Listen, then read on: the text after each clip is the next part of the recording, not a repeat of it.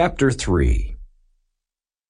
For behold, the Lord of hosts, doth take away from Jerusalem and from Judah the stay and the staff, the whole stay of bread and the whole stay of water. The mighty man and the man of war, the judge and the prophet and the prudent and the ancient, the captain of 50 and the honorable man, and the counselor and the cunning artificer, and the eloquent orator. And I will give children to be their princes, and babes shall rule over them. And the people shall be oppressed, every one by another, and every one by his neighbor. The child shall behave himself proudly against the ancient, and the base against the honorable. When a man shall take hold of his brother of the house of his father, saying, Thou hast clothing, be thou our ruler, and let this ruin be under thy hand. In that day shall he swear, saying, I will not be an healer. For in my house is neither bread nor clothing. Make me not a ruler of the people. For Jerusalem is ruined, and Judah is fallen, because their tongue and their doings are against the Lord, to provoke the eyes of his glory. The show of their countenance doth witness against them, and they declare their sin as Sodom, they hide it not. Woe unto their soul, for they have rewarded evil unto themselves.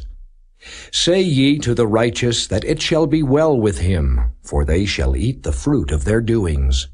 Woe unto the wicked, it shall be ill with him, for the reward of his hand shall be given him. As for my people, children are their oppressors, and women rule over them. O my people, they which lead thee cause thee to err, and destroy the way of thy paths. The Lord standeth up to plead, and standeth to judge the people. The Lord will enter into judgment with the ancients of his people, and the princes thereof. For ye have eaten up the vineyard, the spoil of the poor is in your houses. What mean ye that ye beat my people to pieces, and grind the faces of the poor, saith the Lord God of hosts? Moreover the Lord saith, Because the daughters of Zion are haughty, and walk with stretched forth necks and wanton eyes, walking and mincing as they go, and making a tinkling with their feet.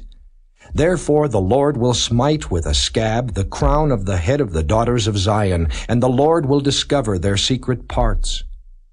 In that day the Lord will take away the bravery of their tinkling ornaments about their feet, and their cauls and their round tires like the moon, the chains and the bracelets and the mufflers, the bonnets and the ornaments of the legs and the headbands and the tablets and the earrings, the rings and nose jewels, the changeable suits of apparel, and the mantles and the wimples and the crisping pins, the glasses and the fine linen and the hoods and the veils.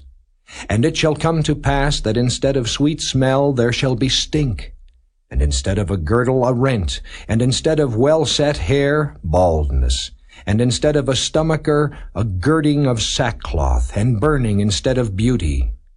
Thy men shall fall by the sword, and thy mighty in the war. And her gates shall lament and mourn, and she, being desolate, shall sit upon the ground.